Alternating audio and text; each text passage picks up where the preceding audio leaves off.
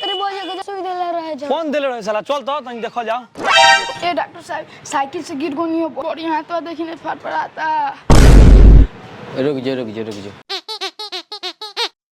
अरे बाप रे बड़ी फड़फड़ाता अरे बाप कितना बेचैनी में हाकतल हो ना देखलो हमारे में बिल्डिंग फेंके लगबा वहीं अब ना के रुक जा दुखरा के दवाई लिख दे तनी वाह महाराज दवाई का लिखो तनी खाली कमाई के बुद्धि रोग लगले बानी का तो कमाई के बुद्धि नहीं खिले गई तो मुंह के बुद्धि लगइले बनी हम जा कैसन कस्टमर आ जाता ने सही तो जतरे खराब को देलक हमारे आइए हो करे तू ही हो झोंगाई डॉक्टर तो माने बाजार पर हमरा से झोंगारी के बा का कोनो काम बा का रिचार्ज करे के बा को देबो हाय बुड़बक यहाँ रिचार्ज करे खातिर हम बैठल बानी है पूरा डॉक्टरी के सामान लेके साफा बकचोदे बार मारे का सर ना भैया रोको का हो तू केना सुई देता रहा किरा जाइए में देखे जाता रहो के कहता आज तो कैसन एको गो केस नहीं के हमरा लगे तनी बताओ तो के कहता का हो भौजी देले बा भौजी हाय तुमसे मिलके इनको हाथे ऐसा रहे कि बुझाते ना रहे कि रजाई हो कि हाथ आतना ना मोलायम उनकर हाथ रहे कि बुझाते ना रहे कि रजाई हो कि हाथ अरे साला तू तो बड़की छिना डॉक्टर बाड़े भौजी के धरते धरते हमरो धरे लगो बड़ा ससार के तनी हाथ लाके देखालो एको जना ना जे बोलो यहाँ से सब जना के लाश बिछवा दे अभी तनी हाथ लाके हमरा खाली देखा दलु तर अभी हमरा पाउंड के जाना तो इको डॉक्टर में हाथ उठा दे बोलो तू लोग क्या बता रहे हैं दाब दिशा रही जब चल जेबो सब डॉक्टरी गाना में चल जाई अरे बाप हम झगड़ा करे खातिर थोड़े तर लगनी नहीं हाथ हाथ मर बोलो तो मार ललू लेकिन हम सामान मत तुरलू हमार ना हम भाड़ा पर डॉक्टरी करेनी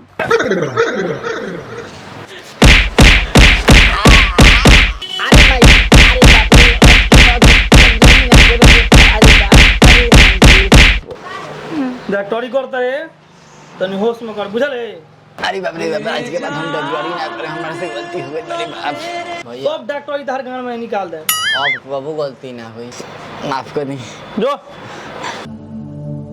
फिर तेरे इश्क में अए जा तरु तुम बुझाते ना रही तार हाथ फकीरा जाई तारा में बूटी गिरा जाएंगे इतना ना मुलायम तारा हाथ बा छोड़े ना तोहरे चलते नु पिटौनी हूं छोड़े ना सुनो ना हटे ना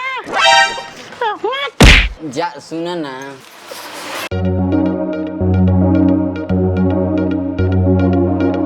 अरे बाप रे बाप जब पुरवैया बहुत तब देह में दर्द उठता है बाप चलो ये जब पोस्टर लगा देनी है जब तो रोकी यहीं से कमाई बोनी अरे बाप व्यवस्था तो पूरा टाइट कोइले बा यार चलो पैसा एके बार नु लागल बा मरीज के का पता बा कि डॉक्टर हम ओरिजिनल नहीं हमरा लगे सर्टिफिकेट बा कि ना वो कोनी के का पता बा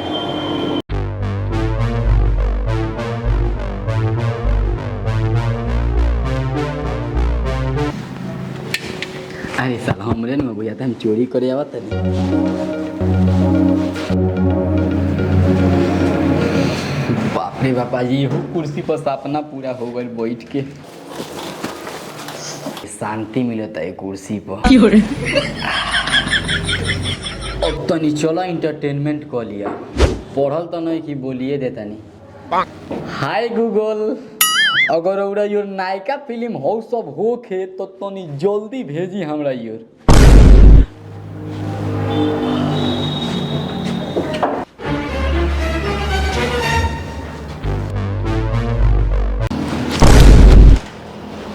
साफा बान राकस बड़े रहते तो क्या डॉक्टर साहब क्या देखो तनी हम गुप्त रोग के विशेषज्ञ हैं गुप्त रोग के बारे में देखो तनी जितना तू देखेला जहाँ पोस्टर लिखल सब जना के इलाज यही जी होला अच्छे रौरा गाड़ी पछाड़ी देखेनी सोचता भाग साला ते हमरा के छेड़ी वाला डॉक्टर समझता रही बड़ी सार भरुआ डॉक्टर बा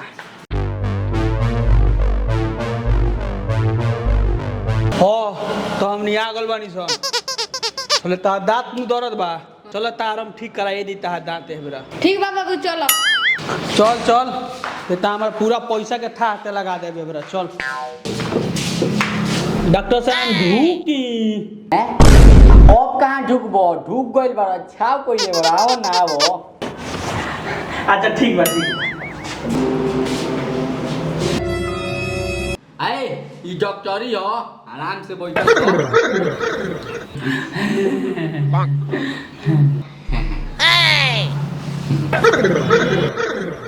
हमरा के देखे ले बनी लो आए समस्या बताई महाराज। समस्या हमरा में लोगता हेकरा में बा हेकरा में समस्या। अच्छा ए बाबू ए हेने आओ तो तनी है जवा आओ ई लोग लइका लागता अभी बियाह हो जी तो पूरा ढेर लगाता। बाबू हमें गाँठ दुखाता। जो ना सब देखवाओ जो ना जो बैठ बाबू है पर बैठ तो बैठ बाबू मुंह बाव तो बाबू इतना छोकरा बाज नहीं के लिया होता नहीं हई देखो तनी कितना किस्म का आवाज निकलता है।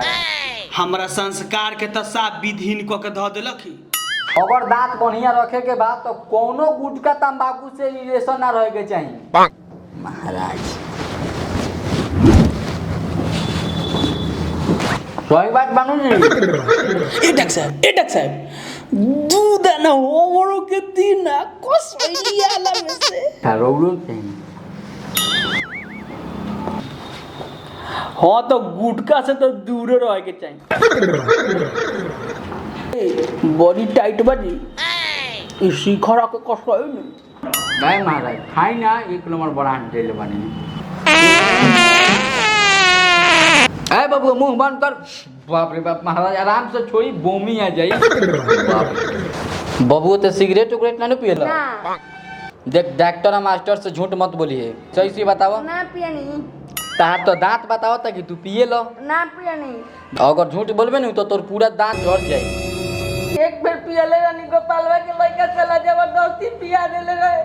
एक साल कामना के बेटा हरे। अच्छा राहुल देखी समझाई सिगरेट ही चोता का सिगरेट देखा जुताई का सड़क तरफ से करे दे। अरे डॉक्टर साहब चली बच्चा महाराज रोकी बाबू बाबू आज के बाद कहियो ना पियम कबो ना पियम सिगरेट हम। गोपला तोपला के बेटा का तरह तेरे संगे भाई महाराज हॉस्पिटल है यहाँ कुश्ती करे आइल जाके घरे करम लोग। महाराज साजल लइका रहा देखी कितना साजल बा। छोड़ दो करो तो सार जुलुम हो जाई। छोड़ दनी बाबू आज के बाद गोपला के बेटा के संग कौन गोपला के बेटा हम नहीं की जानत रे दादा।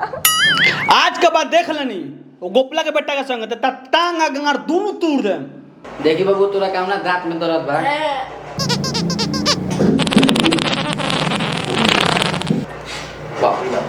ए कान खोल कर सुन ली और जे भोए भोए कोइले रहता नी बहुत बेकार हो जाई। रौरो इलाज में हमरा लगे रौरा के हम ऐसन चीज चुसा देम कि यार 5 सेंट में बदल जाई। का क्वेश्चन डाल पर बोले के लियाई ना ओने चुसा दी तो नी सबुर कोनी रौरो हो जाई पहले एकर को लेवे दी। आ बाबू हमर दांत दुखाता तुला दुनु जना पाता पाती चुसा कौन दांत में दिक्कत बारे हां रुक जो इनका हम जोर शोर से हटा देते नी। आई बाबू डॉक्टर साहब मुंह लग लइका के मुंह लग डायरी करता बा होर बाप रे बा अभी उखड़े देना रे अभी उखड़ल कहां बा तोर दांत रोक ये साला बम पहले हंस करे तूने के को तूर देले 3 गो। अभी दांत टूटल कहां बा आम ना रे निकाल दी। चलो बाबू ये तो चलो तुम ए बाबू कहां जी हैं अभी बाबू के तरफ पंप मारे चलो ये तो जल्दी चलो भागो चलो पगला गइल बा। पंप मार दी पहले ऐसा डॉक्टर बनी कि जोन पाद आ दांत दोनों ठीक कर दनिया। अगर औरो लोग को कोनो बीमारी बा तो कमेंट में बताई। जय हिंद। रोकिलो ए महाराज हमारे चैनल का सब्सक्राइब करी लोग और लाइको करी लो और दोस्त के साथ अपना शेयर भी करी लो और वीडियो अच्छा लगा तो पूरा घासू शेयर करी लो। जय हिंद।